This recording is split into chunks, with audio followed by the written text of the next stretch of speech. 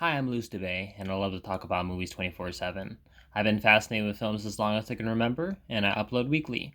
Today I'm going to be doing another movie catch-up video. Sorry I've been posting a while. Again, I'm just dealing with personal life stuff at the moment.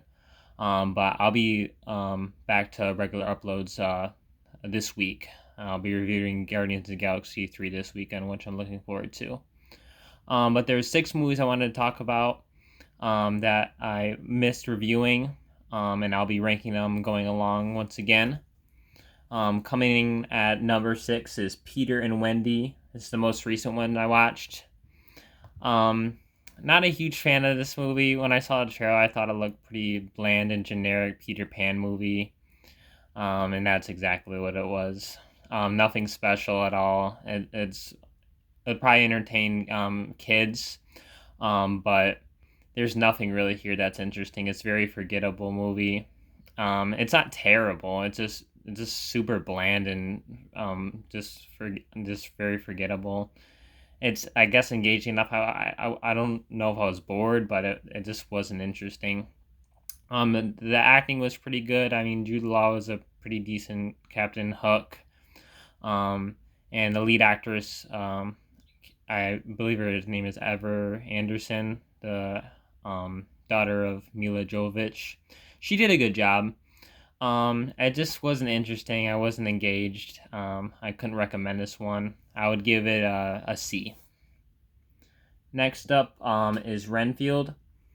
I was really looking forward to this movie. Unfortunately, I was kind of disappointed. I thought it would be better than it was. Big Nick Cage fan, big Nicholas Hoult fan. I love vampire movies, love horror comedy, so I thought it would be like a really good movie, maybe even one of the best of the year. But it's about Renfield trying to lead a toxic relationship from Dracula, which is an interesting idea. But they never really do anything with it. They have some really cool moments with it.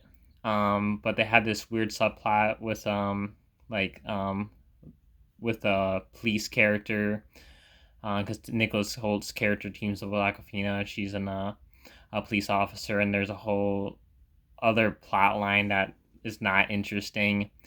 And there's a lot of jokes that don't land. And they didn't have enough with this concept, and it was just like almost like mostly filler.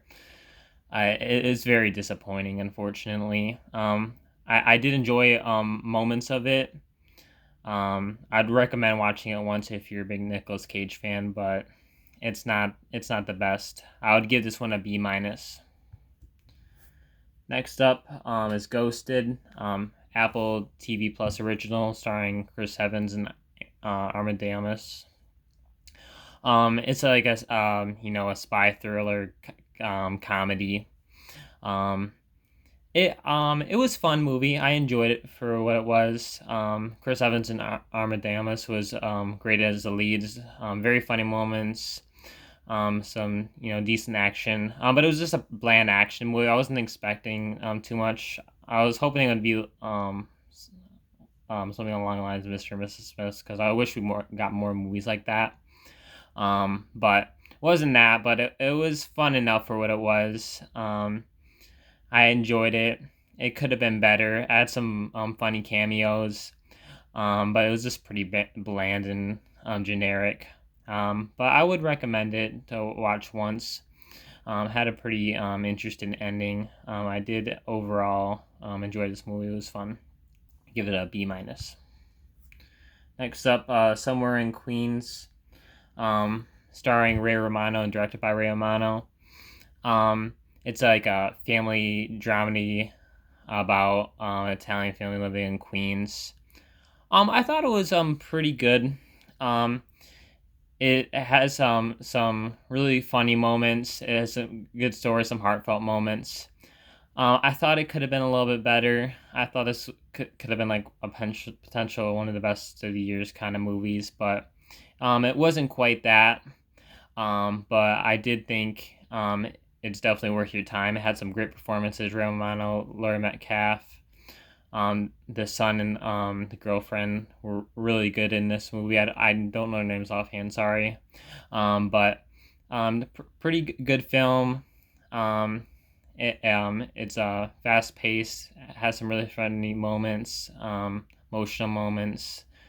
Um, it's a good time. I would recommend. It's a nice little heartwarming movie. Next up is The Covenant. My favorite actor is actually Jake Gyllenhaal. I don't think I mentioned that before.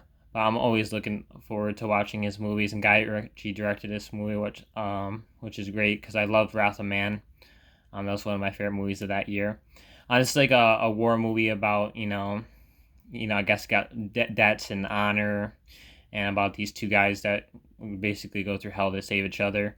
It's a solid movie. It's a really good war movie. Very intense, great action, a great story, very emotional. Um, uh, it's maybe a little bit too long, but it's a really solid movie. It's a little bit generic and bland, but it's really solid, really good acting. And actors. Jake Gyllenhaal, of course, was phenomenal. I would recommend this one. I give it a B. I did enjoy it. And coming in number one is Evil Dead Rise. I thought this was a really good. I don't know if it's remake. I just guess retelling of an Evil Dead movie. They switched up from cabin in the woods to apartment complex, and they throw in like a family aspect. So like the mom's the one that's possessed, and the aunt has to save them, which I thought that was a cool idea. Switch it up. This movie is extremely bloody and brutal. Like most gore doesn't bother me, but there's a couple parts that even made me cringe a little bit. And there's actually some, like, I don't know if everyone's gonna find this movie funny, but I thought some moments were pretty hilarious because it's a little campy at times.